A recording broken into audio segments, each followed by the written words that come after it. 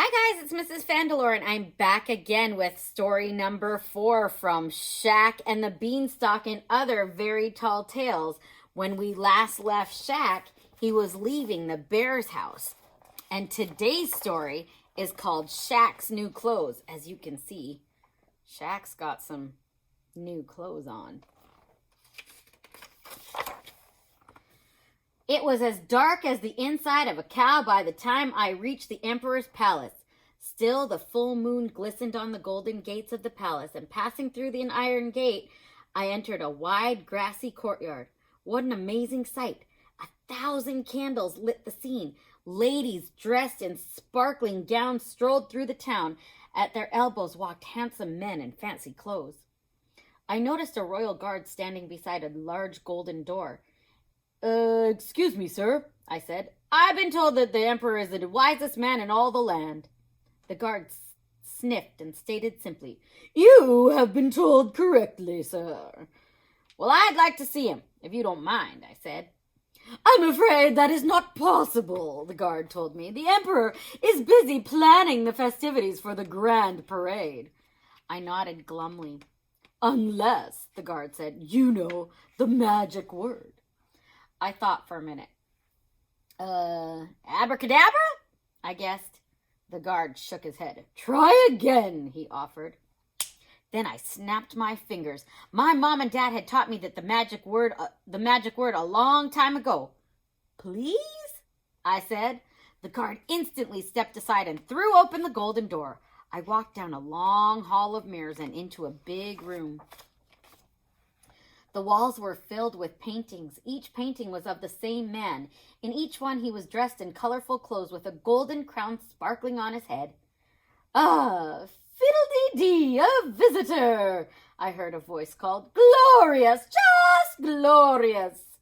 I turned to see the man from the paintings. He didn't look busy unless sitting on a throne and staring into a hand mirror is your idea of busy. He wore a long purple robe, striped trousers, and a frilly shirt. A golden crown sat on top of his head.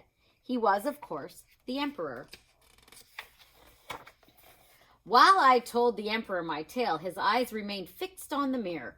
When I finished, the emperor finally looked up and exclaimed, Fiddle-dee-dee, golden basketballs, how merry! He rang a bell and his chief minister entered the room. The emperor said to him, Quickly, send for the royal hen finders and tell them to bring me all the hens in the kingdom at once.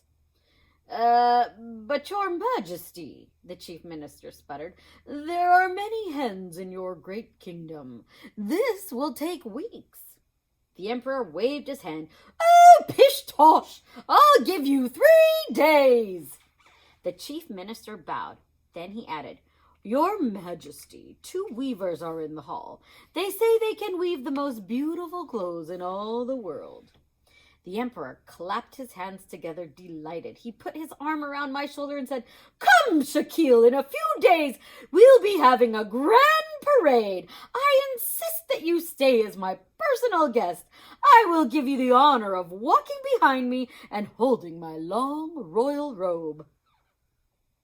Well, let me tell you, I was pretty confused by that point. I mean, all I did was climb a big old plant, and now I was playing sleepover with the emperor? The weavers entered the room. For 2 guys who made beautiful clothes, they weren't dressed all that well. The first weaver, a tall, thin man, spoke to the emperor. Your Majesty, we wish to tell you about our amazing, beautiful new cloth. The second one, who was short and round, added, It is so beautiful, in fact, that some people cannot even see it. Pish-tosh, said the emperor. What kind of people cannot see it? Rotten people, the short one said. And liars, said the tall one. Fiddle-dee-dee, the emperor said. I must have a suit made of this amazing new cloth. The emperor gave the weavers 2 bags of gold and sent them to a room where they could make the suit.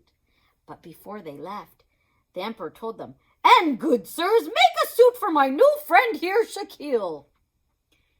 It should be the finest suit, the second finest suit in all the kingdom, and we will both wear them on the day of the grand parade.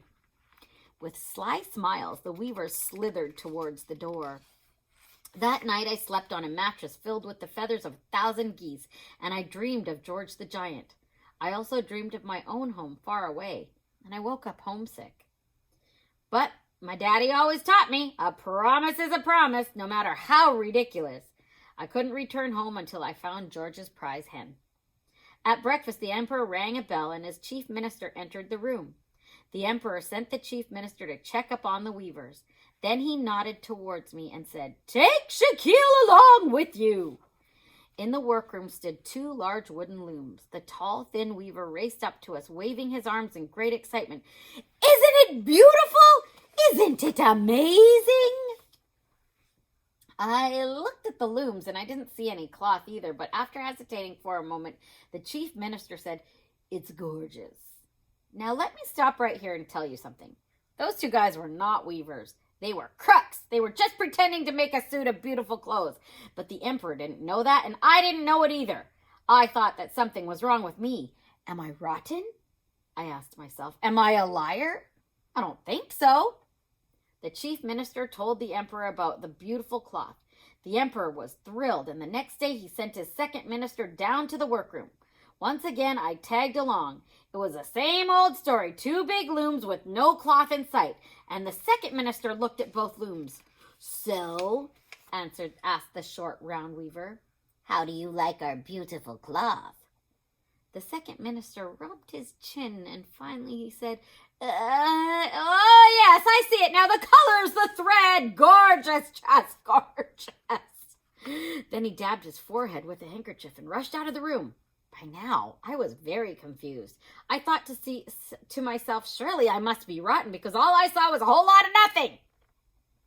That night, the night before the grand parade, the weavers lit 100 candles and worked until morning. I watched through a keyhole as they cut the air with scissors and sewed the air with big needles. The rascals smiled while they worked. Now I know why they were smiling. They had tricked the emperor, and they had got the bags of gold to put the smiles on their faces. At last it was the day of the grand parade, and the weavers entered the emperor's dressing room. They held out their arms and said, "Here are your new clothes, your majesty, and yours too, Shaquille. Notice that your new fine clothes are as light as a feather." The weavers sent me to get dressed by myself, and let me tell you, it was pretty weird. I still thought maybe I was wrong. Maybe the clothes were beautiful, but I just couldn't see them, so I took off all my clothes except for my boxers and an undershirt and pretended to get dressed. Meanwhile, I heard the weavers talking to the emperor. "Here are your fine trousers and your royal cape," the round one said. "Your new suit is so light," the skinny one said. "It will hardly feel like you are wearing anything at all." The short one snickered. "Hate to dress you and run," he said, "but we must be off." I listened to the weavers tore out of the emperor's dressing room. Their feet pounded down the long hallway and out the castle door. The grand parade started, and a crowd of people lined the streets. You see, by that time, word had gotten around the kingdom that everyone wanted to see the emperor's and SHAQ's new clothes. At last, out stepped the emperor with his head held high, and there I was behind him, holding up a royal cape that wasn't really there.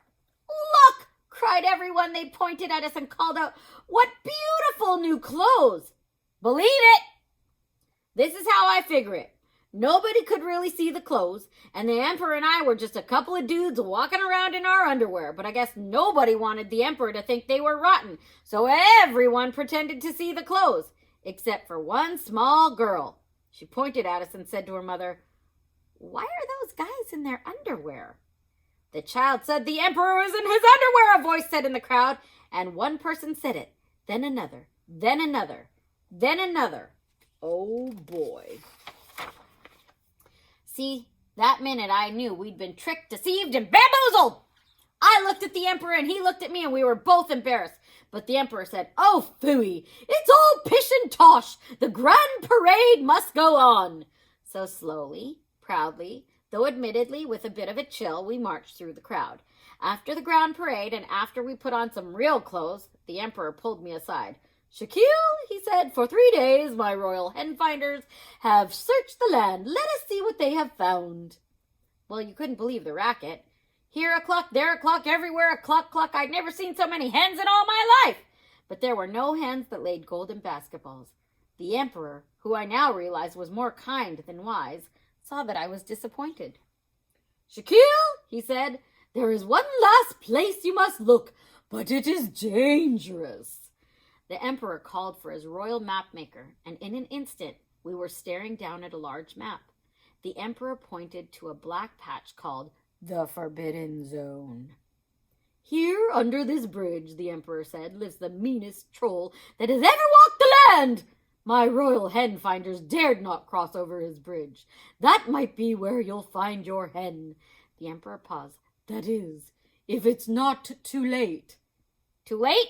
I asked. Yes, said the emperor. Unlike me, the trolls like to eat his guests. As I prepared to leave, the emperor pinned a medal on my chest. This medal is for bravery, he said, for only the bravest in the land would dare face the troll. I turned my back on the emperor and headed for the Forbidden Zone, prepared to meet the meanest troll in all the land. I only hoped that I wouldn't end up as dessert. That's the end of story number 4, and I hope you come back next time for story number 5 of SHAQ and the Beanstalk and Other Very Tall Tales. Bye!